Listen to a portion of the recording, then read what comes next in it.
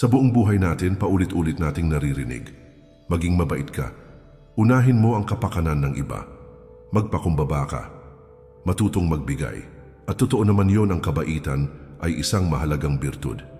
Pero may tanong ako sa'yo. Paano kung ang sobrang kabaitan mo na pala ang unti-unting sumisira sa'yo?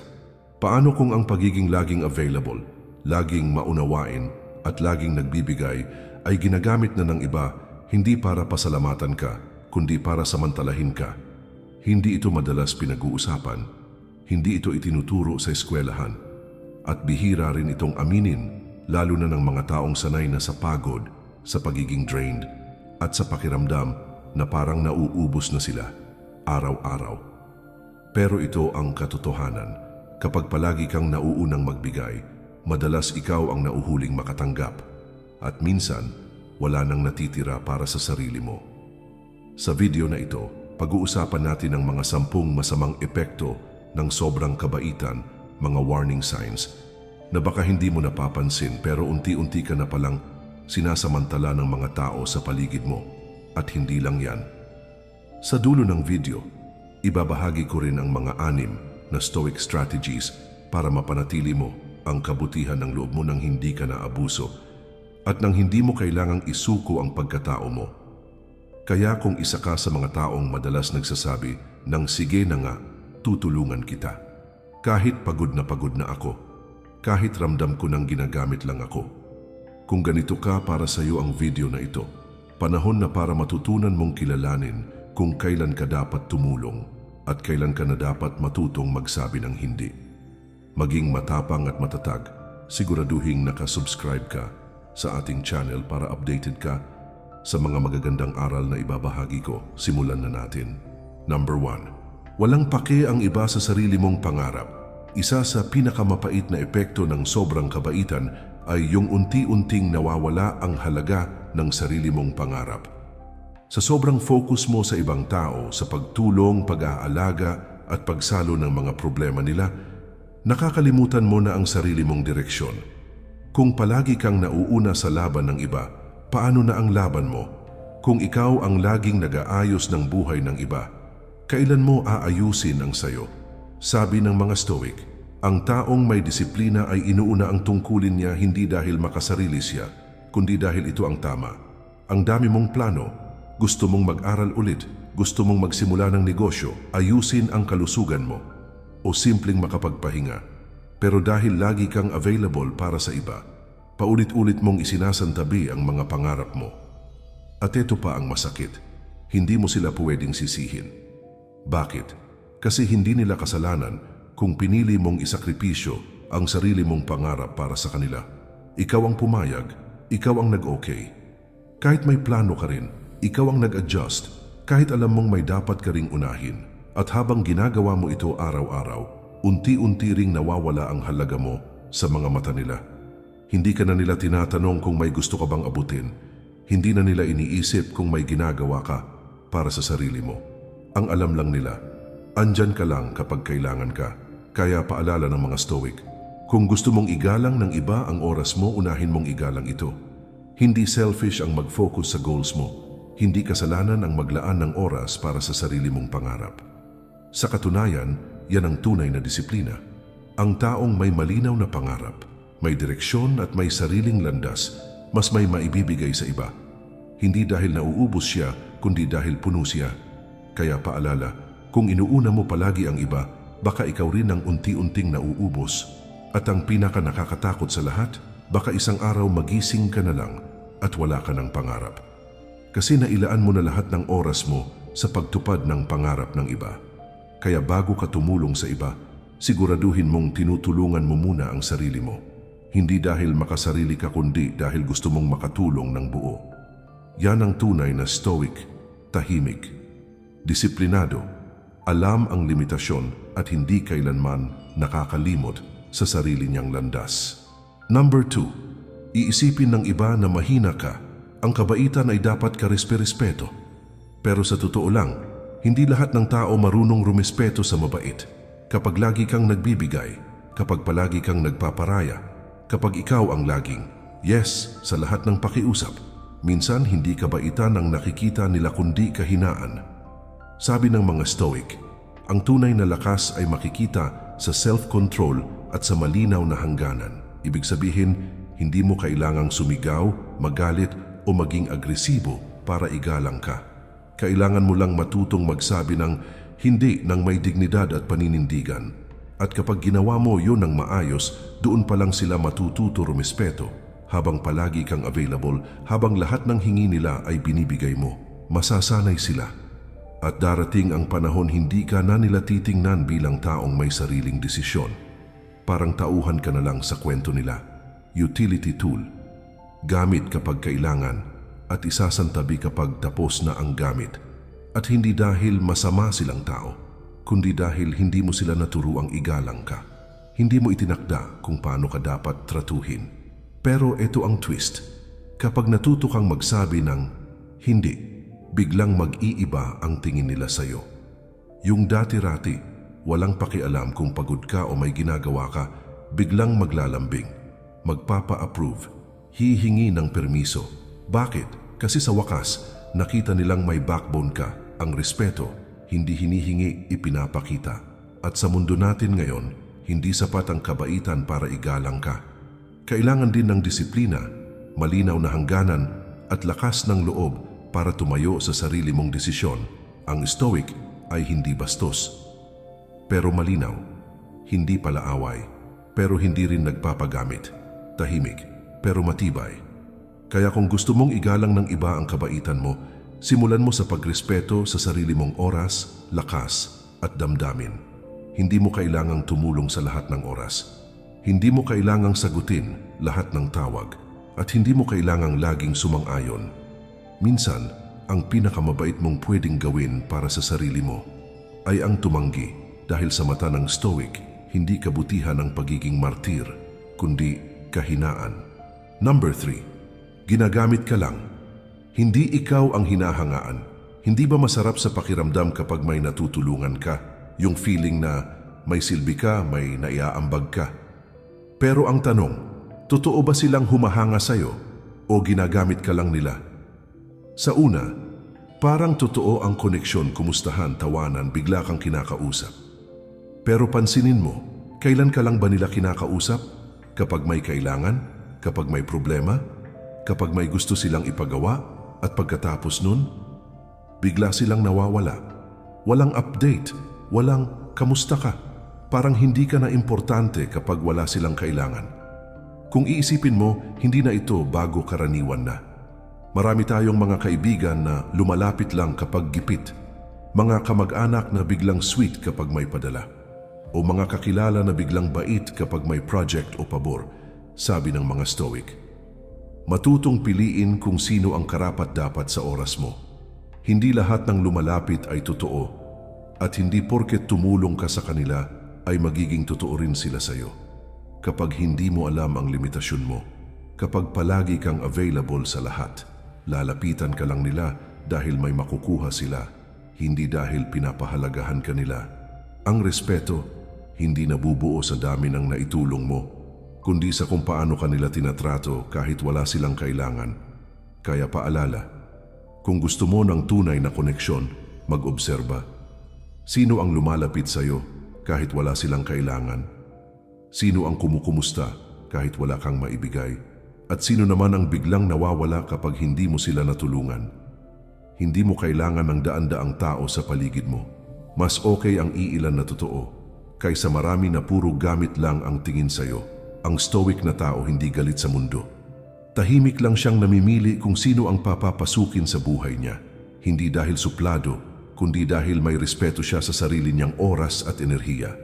Kaya kung nararamdaman mong ginagamit ka na lang, huwag kang matakot lumayo. Hindi mo responsibilidad ang lahat ng problema nila at higit sa lahat, karapatan mong maprotektahan ang sarili mo mula sa mga taong hindi ka kayang pahalagahan. Number 4, maaring malulung ka sa hindi magandang gawain. Kapag palagi kang nagbibigay at nauubos ng lakas para sa iba, dumarating ang punto na napapabayaan mo ang sarili mong pangangailangan. Pagod ka, pero hindi ka nagpapahinga. Nasasaktan ka, pero hindi mo... Uhaw ka sa atensyon, pero inuuna mo pa rin ang ibang tao. Dahil dito, nagkakaroon ka ng puwang sa loob mo. isang butas na gusto mong punan. Sa sobrang pagod mo sa kakabigay, sa bigat ng emosyon na hindi mo mailabas, naghahanap ka ng comfort o escape. At dito pumapasok ang panganib. Marami ang nalululong sa alak, sobrang pagkain, sugal, o kahit social media. Hindi dahil masama silang tao, kundi dahil ginagamit nila ito para takasan ang lungkot, pagod o stress na hindi nila maipakita sa iba. Sabi ng mga Stoic, ang taong walang disiplina sa sarili ay madaling mapunta sa maling landas. Hindi ito tungkol sa bawal o hindi bawal. Ito ay tungkol sa kawalan ng balanse. Kapag hindi mo na alam kung kailan ka titigil, kapag ginagawa mo na lang ang isang bagay, hindi dahil gusto mo, kundi dahil kailangan mong mawala kahit saglit. Delikado na yan, at kahit may mga taong nagmamalasakit sa'yo, kapag sinabihan kanila, uy, baka sobra na yan ang reaksyon mo.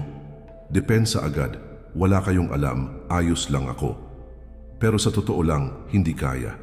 Sabi ng mga Stoic, mahalaga ang self-awareness. Maging tapat ka sa sarili mo. Ano ba talaga ang nararamdaman mo? Masaya ka ba o tinatakpan mo lang ang lungkot? Kapag ang pagtulong sa iba ay naging dahilan ng pagkaubos mo sa sarili, kapag hindi ka na makatulog ng maayos, kapag puro bahala na ang mindset mo sa katawan at isipan mo, hudyat yan. Hindi mo kailangang hintayin pang lumala bago kumilos. Alalahanin mo, hindi mo kailangang iligtas ang lahat, lalo na kung ikaw mismo ay nalulunod na. Ang tunay na Stoic ay hindi lang mabait sa iba. Mabait din siya sa sarili. Pinapangalagaan niya ang sarili niyang katawan, isip at emosyon para may maibigay siyang tunay at totoo sa mundo. Kaya kung nararamdaman mong parang nawawala ka na sa sarili mo, huminto ka sandali. Tanungin mo, ano ba talaga ang kailangan ko ngayon? At piliin mong ibigay yan sa sarili mo. Number 5, mahirap sabihin ng no, pero kailangang matutunan. Isa sa pinakamahirap gawin ng maraming tao, lalo na kung mabait ka, ay ang pagsabi ng hindi. Nakasanayan nating maging palaging oo dahil ayaw nating makasakit ng damdamin, ayaw nating masiraan ng loob ang iba, o baka takot tayong mawalan ng koneksyon. Pero sabi ng mga Stoic, ang pagsabi ng hindi, nang may respeto sa sarili, ay tanda ng tunay na lakas. Kapag palagi kang pumapayag, hindi mo na pinapahalagahan ang sarili mong hangganan, nagiging biktima ka ng sariling kabaitan at nagiging daan ito para masamantala ka. Ang matutong magsabi ng hindi ay hindi pagiging malupit, kundi pagpapanatili ng sarili mong integridad at kapayapaan ng isip. Sa pagsabi ng hindi, nagbibigay ka ng espasyo para maipangalagaan mo ang sarili mo, ang iyong oras, lakas at emosyon. Hindi lahat ng bagay ay kailangang pagbigyan at hindi lahat ng tawag ay kailangang sagutin. May mga pagkakataon na ang pinakamabuting gawin ay ang tumigil muna, magpahinga at muling ayusin ang sarili bago tuluyang maubos. Kaya huwag matakot na ipakita ang iyong hindi ng may paggalang dahil dito mas lalo kang magkakaroon ng lakas na tulungan ng mga tunay na nangangailangan. Tandaan, ang totoong kabutihan ay hindi lang para sa iba, ito rin ay para sa iyo. Number 6, pagdududahan ng kabaitan mo. Ito ang isa sa pinaka-hindi inaasahang epekto ng pagiging sobrang bait, pagdududahan ka. O, tama ang narinig mo. Minsan, kahit buong puso kang tumutulong, kahit wala kang hinihinging kapalit, iisipin pa rin ng iba na may kapalit o motibo ang kabaitan mo. Bakit? Sa panahon ngayon, bihira na ang taos-pusong kabaitan. Mas marami ang sanay sa transaksyonal na trato. Tutulungan mo ako kasi may kailangan ka rin, di ba? Kaya kapag may isang taong nagbibigay lang, umaalalay lang, hindi nila alam kung paano ito tatanggapin. Bigla silang magiging maingat, magdududa. Minsan, kahit anong bait mo, iisipin pa nila na may tinatago kang agenda. Bakit siya ganyan kabait? May gusto ba ito sa akin? O baka ginagamit lang niya para makuha yung gusto niya? Kahit gaano ka pa kasincere, hindi mo kontrolado ang interpretation ng ibang tao. At minsan, kahit gusto mo lang tumulong, iniiwasan ka pa nila. O mas malala, pinag-iisipan ka ng masama. Kaya sabi ng mga Stoic, ang halaga ng isang tao ay hindi nakabase sa opinyon ng iba, kundi sa prinsipyo niyang pinaninindigan. Ibig sabihin, huwag kang panghinaan ng loob kung ang kabutihan mo ay hindi agad na-appreciate. Huwag mong hayaang madumihan ng duda ng iba ang motibo mong totoo. Ang mahalaga, alam mo kung bakit mo ginagawa ang ginagawa mo. Hindi mo kailangang ipaliwanag ang puso mo sa lahat. Hindi mo kailangang pilitin ang lahat na maintindihan ka. Ang kabutihang totoo, kahit hindi pansinin, mananatiling totoo. At tandaan mo rin, kung palagi kang sobrang nagbibigay at hindi mo na pinoprotektahan ang sarili mo, lalo kang magiging target ng mga taong mapagsamantala at mapag-isip. Kaya mahalaga pa rin ang balance. O maging mabait ka, pero siguraduhin mong may hangganan. Tumulong kung kaya, tumanggi kung kailangan, magsalita kung hindi na tama. At huwag kang matakot na lumayo kung ginagamit ka na. Sa bandang huli, ang Stoic ay hindi nagpapaliwanag ng kabutihan niya, pinapakita niya ito. Tahimik at may disiplina. Number 7. Gagawing ugali ng tao ang panggamit sa iyo. Sabi nga nila, ang tao ay nilalang ng ugali. Lahat tayo may mga bagay na paulit-ulit nating ginagawa hanggang sa maging normal na ito para sa atin. Ganito rin ang mga tao sa paligid mo. Kapag lagi kang available tuwing may problema sila, kapag ikaw ang palaging sumasalo ng bigat nila, kapag ikaw ang tumutulong kahit ikaw na mismo ang nahihirapan, masasanay sila. At kapag nasanay sila, aasahan ka na lang palagi. Hindi na nila iisipin kung pagod ka. Hindi na nila tatanungin kung kaya mo pa. Hindi na mahalaga kung may sarili kang dinadala. Ang nasa isip lang nila, siya na bahala. Siya na lang lagi, ikaw ang nagiging default solution nila. At kahit hindi mo sinasabi, para bang may nakasulat sa noo mong, lapit lang kayo, ako na bahala. Habang tumatagal, hindi na lang sila umaasa, ginagawa na nilang ugali ang pag-abuso sa kabaitan mo. Hindi na ito minsan lang, hindi na ito emergency, nagiging normal na. At dito na nagsisimula ang totoong problema. Habang sila ay nasasanay sa tulong mo, ikaw naman ang unti-unting nauubos. Hindi mo na namamalayan, inuuna mo na ang problema ng iba kaysa sarili mong kalagayan. Hindi mo na naaasikaso ang responsibilidad mo. Hindi mo na nabibigyan ng oras ang sarili mong buhay. At sa huli, ikaw rin ang magkakaproblema. Ang masakit pa, kapag minsan ka lang hindi nakatulong, ikaw pa ang lalabas na masama. Magugulat ka na lang. Ang dami kong nagawa para sa kanila pero isang beses lang akong hindi available, ako na agad ang masama. Bakit? Kasi nasanay na sila. At kapag bigla mong pinutol ang cycle, parang ikaw pa ang may kasalanan. Dito pumapasok ang mahalagang paalala ng Stoic philosophy. Walang masama sa pagtulong, pero dapat may hangganan. Ang Stoicism ay nagtuturo ng balance. Oo, tumulong ka, pero huwag mong hayaan na ikaw lang palagi. Matuto ka ring magsabi ng, hindi, dahil ang totoong tulong ay hindi yung ginagawa silang dependent sa'yo, kundi yung tinuturuan mo silang tumayo sa sarili nilang lakas. Kung gusto mong makatulong ng totoo, turuan mo silang lumaban nang hindi ka umaalalay palagi. At higit sa lahat, turuan mo rin ang sarili mong protektahan ang sarili mo. Ayon sa Stoic wisdom, kapag nakikita mong inaabuso ka, na huminto ka, dahil ang kabaitan na may hangganan, yan ang tunay na malasakit. Number 8, ang naa-attract mo ay puro users, hindi givers. Napansin mo na ba kapag sobrang bait mo parang ang mga lumalapit sa'yo ay laging may kailangan, laging may problema, laging may gustong ipagawa, pero bihira ang taong nagbibigay pabalik. Bakit ganito? Sabi ng mga Stoic, lahat tayo ay may energy na inilalabas. At kapag palagi kang pagod, drained at ubos, mas naa-attract mo yung mga taong uhaw din, pero ayaw magbigay. Ito yung mga taong palaging may reklamo, palaging may pangangailangan, ngunit walang effort na tanungin kung okay ka pa ba. Sila ang tinatawag na energy vampires. Sinasakyan nila ang kabaitan mo, tinatapakan ang puso mo. Hindi para pahalagahan, kundi para pagkuhanan. At habang tuloy-tuloy ka sa pagbibigay, unti-unti kang bumababa hindi lang energy, kundi pati confidence, motivation, at minsan pati self-worth.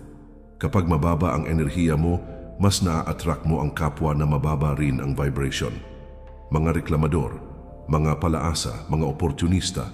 Samantalang kapag buo ka, masaya at marunong maglagay ng limitasyon, mas lumalapit sa iyo ang mga tunay na tao, yung mga nagbibigay rin, marunong mag-alaga at may respeto sa oras at effort mo. Kaya mahalaga ang balance o maging mabait ka, pero huwag mong hayaang ubusin ka ng mga taong tingin sa iyo ay ATM, libreng therapist o tagasalo ng problema. Sabi ng Stoics, ang totoong kabutihan ay hindi nasasayang sa maling tao. Hindi selfish ang maglagay ng boundary. Hindi masama ang umiwas sa mga taong puro kuha lang. Kung gusto mong makilala ang totoong giver sa mundo, kailangan mo munang maging giver ng tama sa tamang tao at sa tamang paraan. Kapag pinahalagahan mo ang sarili mong energy, kapag pinili mong alagaan ang peace mo, doon darating ang mga tao na pareho rin sa iyo, buo, totoo, at marunong magmahal pabalik. Kaya tanungin mo ang sarili mo ngayon, ang mga taong palagi mong tinutulungan, naaangat ka ba o nauubos ka? Kung nauubos ka, baka panahon na para piliin mo naman ang sarili mo. Number 9. Gagawing ugali ng tao ang panggamit sa iyo. Sabi nga nila, ang tao ay nilalang ng ugali. Lahat tayo may mga bagay na paulit-ulit nating ginagawa hanggang sa maging normal na ito para sa atin. Ganito rin ang mga tao sa paligid mo. Kapag lagi kang available tuwing may problema sila. Kapag ikaw ang palaging sumasalo ng bigat nila. Kapag ikaw ang tumutulong, kahit ikaw na mismo ang nahihirapan, masasanay sila. At kapag nasanay sila, aasahan ka na lang palagi. Hindi na nila iisipin kung pagod ka. Hindi na nila tatanungin kung kaya mo pa. Hindi na mahalaga kung may sarili kang dinadala. Ang nasa isip lang nila, siya na bahala. Siya na lang lagi. Ikaw ang nagiging default solution nila. At kahit hindi mo sinasabi, para bang may nakasulat sa noo mong, lapit lang kayo. Ako na bahala. Habang tumatagal, hindi na lang sila umaasa. Ginagawa na nilang ugali ang pag-abuso sa kabaitan mo. Hindi na ito minsan lang. Hindi na ito emergency. Nagiging normal na. At dito na nagsisimula ang totoong problema.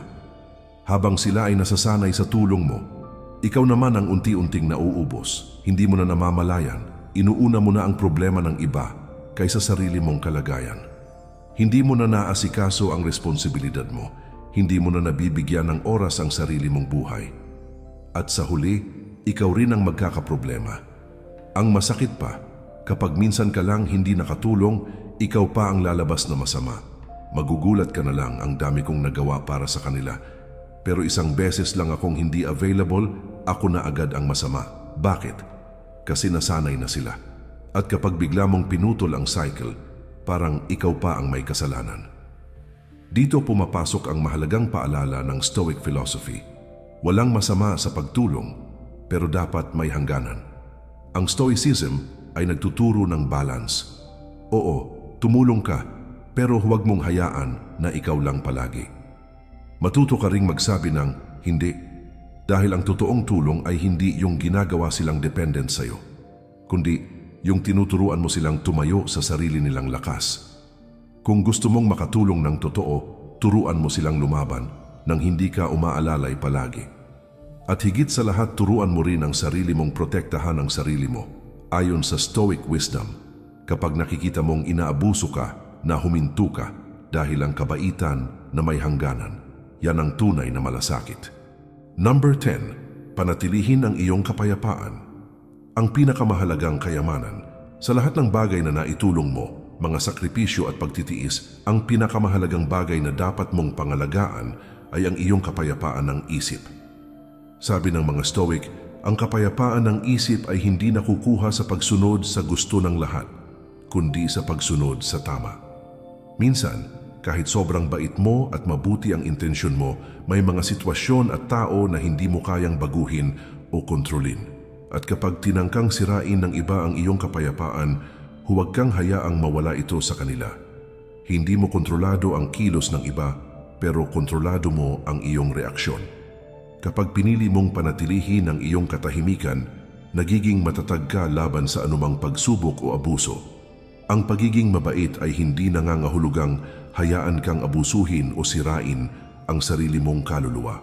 Ang tunay na lakas ay makita ang hangganan at igalang ang sarili mo na magsabi, Hindi na ako papayag na masaktan o maubos dahil sa iba. Maging malinaw sa sarili mo, ang kabaitan mo ay para sa kapayapaan mo, hindi para sa kaguluhan o pagdurusa. Hindi mo kailangang patunayan ang sarili mo sa sinuman. Ang tunay na halaga mo ay hindi nasusukat sa dami ng nagawa mo para sa iba, kundi sa kung paano mo pinoprotektahan at pinapahalagahan ang sarili mo. Kung minsan, ang pinakamabuting gawin ay ang magpahinga, maglaan ng oras para sa sarili, at muling ibalik ang lakas at sigla.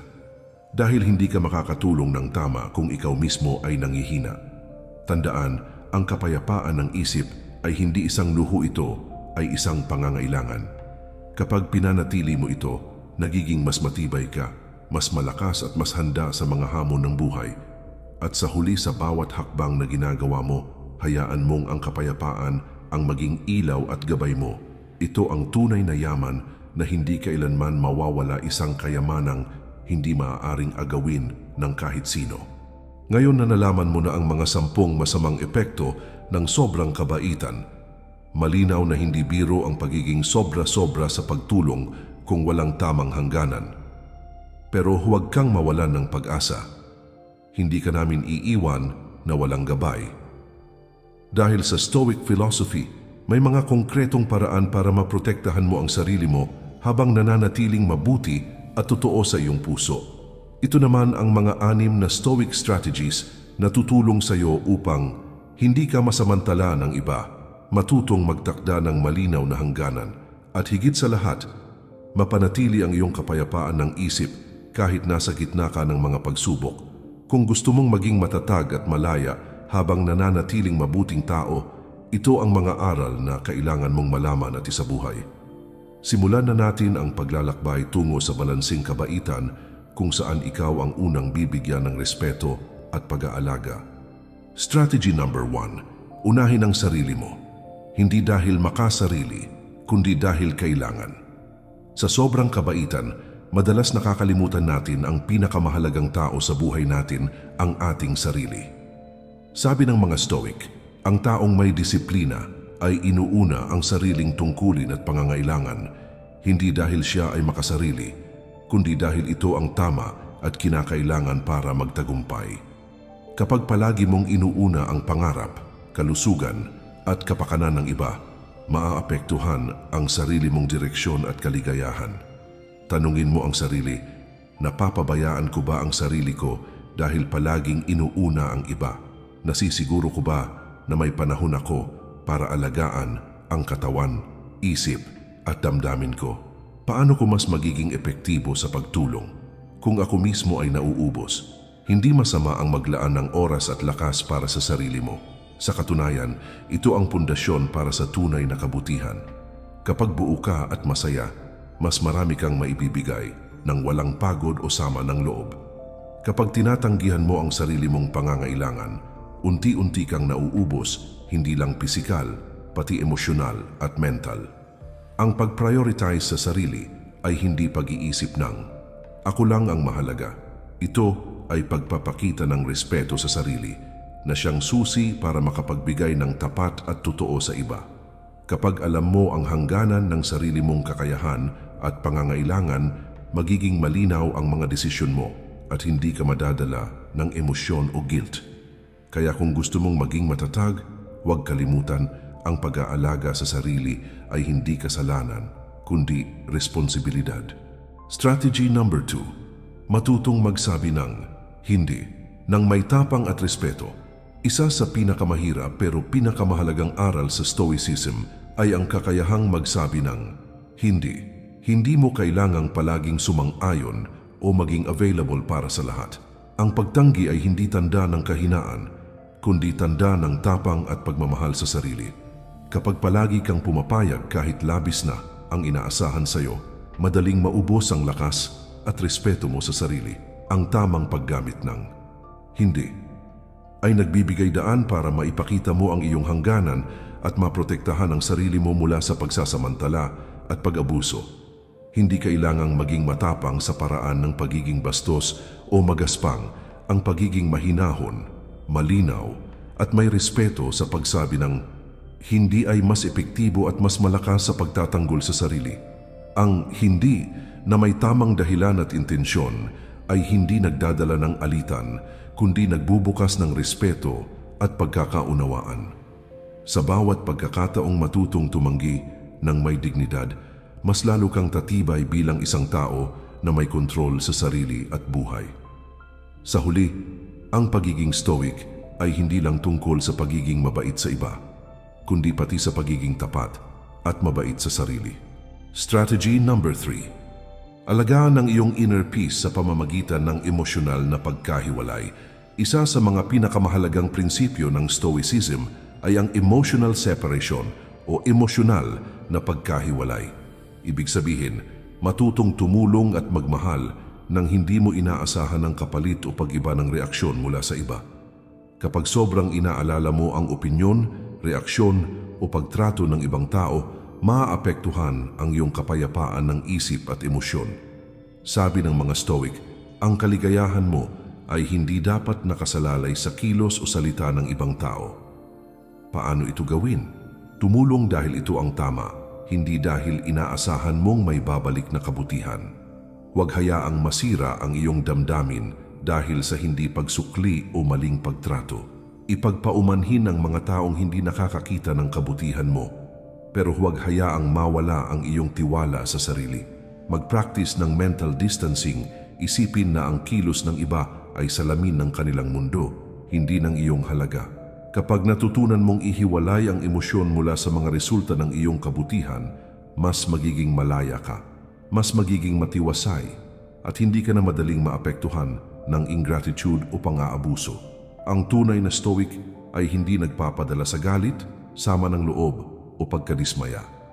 Sa halip, pinipili niyang manatiling kalmado, matatag at nakatuon sa mga bagay na kaya niyang kontrolin ang kanyang mga kilos at intensyon. Sa huli, ang pag-aalaga sa iyong inner peace ay hindi lang para sa sarili mo, kundi para rin sa mga tao sa paligid mo na makikinabang sa mas mabuting bersyon mo. Kapag mapayapa ka, mas maganda ang kalidad ng tulong at pagmamahal na maibibigay mo. Strategy number 4, piliin ng maingat kung sino ang papapasukin sa iyong buhay. Isa sa pinakamahalagang aral ng Stoicism ay ang pagpili ng mga tao na dapat mong payagan sa iyong buhay. Hindi lahat ng tao ay karapat-dapat makapasok sa iyong puso at oras. Ang sobrang kabaitan ay kadalasang nagiging dahilan para maging open door policy. Ang ating puso na nagre-resulta sa pagpasok ng mga taong walang malasakit kundi ginagamit lang tayo. Hindi lahat ng lumalapit ay tunay na kaibigan o taong mapagkakatiwalaan. Marami ang lumalapit lamang kapag may kailangan at mawawala kapag wala nang mapapakinabangan. Sabi ng mga Stoic, ang kapayapaan ng isipan ay nakasalalay sa kung sino ang pinapayagan mong pumasok sa iyong mundo. Kapag pinayagan mo ang maling tao, madali kang masasaktan, maaabuso at mawawala ang iyong balanse. Paano mo pipiliin? Magmasid ng mabuti kung sino ang nagpapakita ng tunay na malasakit at respeto. Obserbahan kung sino ang nandyan sa panahon ng iyong tagumpay at sa panahon ng iyong pagsubok. Alamin kung sino ang nagbibigay ng walang inaasahan at kung sino ang laging umaasa. Huwag matakot magdistansya o magtanggal ng mga taong paulit-ulit na nakakasakit o nagpapabigat ng iyong buhay. Ang Stoic na tao ay tahimik, mapanuri at matalino sa pagpili ng mga kasama.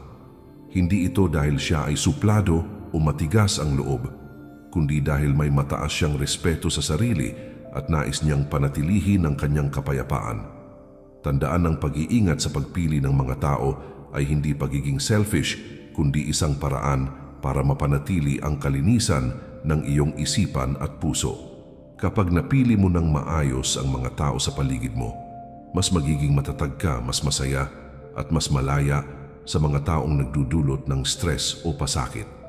Sa huli, ang buhay ay hindi tungkol sa dami ng kakilala o kaibigan, kundi tungkol sa kalidad ng mga taong tunay na nagmamahal at sumusuporta sa iyo. Strategy number 5, magtakda ng malinaw na hangganan. Isa sa pinakamahalagang aral ng Stoicism ay ang pagtanggap na may hangganan ng bawat bagay, pati ang iyong kabaitan. Hindi mo kailangang palaging maging available para sa lahat, lalo na kung nauubos na ang iyong lakas at oras. Kapag hindi mo nilinaw ang hangganan mo, madali kang nagiging target ng mga taong umaasa at umaabuso sa iyong kabaitan. Ang pagtatakda ng hangganan ay hindi pagiging makasarili, kundi isang anyo ng pagrespeto sa sarili at proteksyon sa iyong kapayapaan ng isip. Hindi mo kailangang ipaliwanag o ipagtanggol palagi ang hangganan mo. Ang mahalaga ay malinaw ito sa iyo at pinapahalagahan mo ito. Magtakda ng malinaw na limitasyon kung kailan ka lang tutulong, hanggang kailan ka lang magbibigay, at kung ano lang ang kaya mong ibigay. Sa paggawa nito, tinuturuan mo rin ang iba na respetuhin ka, na hindi ka isang tool na palaging gamitin, kundi isang tao na may karapatan ding magpahinga at mag-alaga sa sarili. Huwag matakot magsabi ng hindi kung kailangan. Ang tunay na lakas ay nasa kakayahan mong ipaglaban ang hangganan mo ng may dignidad. Kapag malinaw ang hangganan mo, magiging mas matatag ka sa harap ng pagsasamantala at mas mapapanatili mo ang iyong kabutihan ng hindi nauubos. Ang pagtatakda ng hangganan ay hindi lang para sa iba, kundi para din sa iyo. Ito ang iyong proteksyon laban sa pagkaubos, pagod at pagkadismaya. Kapag may hangganan ka, nagiging mas malaya ka. Malaya kang maging mabait, malaya kang magpahinga, at malaya kang mamuhay ng may kapayapaan. Ang mga taong tunay na nagmamahal at nagmamalasakit sa iyo ay matututo ring igalang ang mga hangganan mo. At kapag hindi nila ito ginawa, iyon ang senyales na kailangan mo silang bigyan ng tamang distansya. Strategy number 6. Pakinggan ang nararamdaman mo. Maraming mababait na tao ang natutong baliwalain ang sarili nilang nararamdaman. Kapag pagod, tahimik lang. Kapag nasasaktan, ngingiti pa rin. Kapag ginagamit na, iintindihin pa rin ng iba. Pero sabi ng mga Stoic, ang self-awareness ang unang hakbang sa totoong pagbabago. Ang emosyon mo ay hindi kaaway, kundi gabay. Kapag nararamdaman mong palagi kang pagod, ubos, at parang ginagamit, huwag mo itong i-brush off. Ibig sabihin niyan, may mali sa sistema mo ng pagbibigay. Hindi lahat ng tulong ay tunay na malasakit. Minsan, dahil lang gusto mong makaramdam ng halaga, kaya ka nagbibigay, kahit nauubos ka na. Kaya bago ka tumulong sa iba, tanungin mo muna ang sarili mo. Anong nararamdaman ko ngayon? Ginagawa ko ba ito mula sa puso o dahil lang sa guilt? Pagkatapos kong tumulong, gumagaan ba ang pakiramdam ko o lalo akong napapagod? Kung ang sagot mo ay puro bigat, pagod o inis, oras na para magbago. Maaaring hindi mo agad matutunang magsabi ng hindi, pero ang unang hakbang ay ang pagkilala sa sarili mong emosyon. Kapag nararamdaman mong nawawala na ang sarili mo sa kakabigay, tama lang na piliin mo muna ang sarili mo. Ang Stoic ay hindi nagpapakatatag sa pananahimik lang, kundi sa pagiging totoo sa nararamdaman niya. At kapag may nakita siyang mali, kumikilos siya. Tahimik, matalino, at matatag. Hindi mo kailangang magpanggap na ayos lang ang lahat kung hindi naman talaga. Ang pagiging totoo sa sarili ay unang hakbang para maprotektahan mo ang iyong kalusugan, pisikal, emosyonal, at mental. Kapag tinuligsa mo o pinagsawalang bahala ang sarili mong damdamin, nagiging bulag ka sa mga palatandaan ng pagkaubos at abuso. Sa bawat pagkakataon na pinipili mong pakinggan ang sarili, lumalakas ang loob mo para itakda ang hangganan at gumawa ng mga desisyon na makakabuti sa iyo. Tandaan, ang tunay na lakas ay nagmumula sa pag-alam kung kailan titigil, hindi kung kailan magpapatuloy ng walang hanggan. Ang pagiging mabait ay hindi kailangang magdulot ng pagod o sakit sa sarili. May tamang paraan para tumulong ng may disiplina at respeto sa sarili. Kung nakatulong sa iyo ang video na ito, huwag kalimutang mag-subscribe, i-like at i-share para makatulong din sa iba. Maraming salamat sa panonood at mag-ingat po tayo palagi.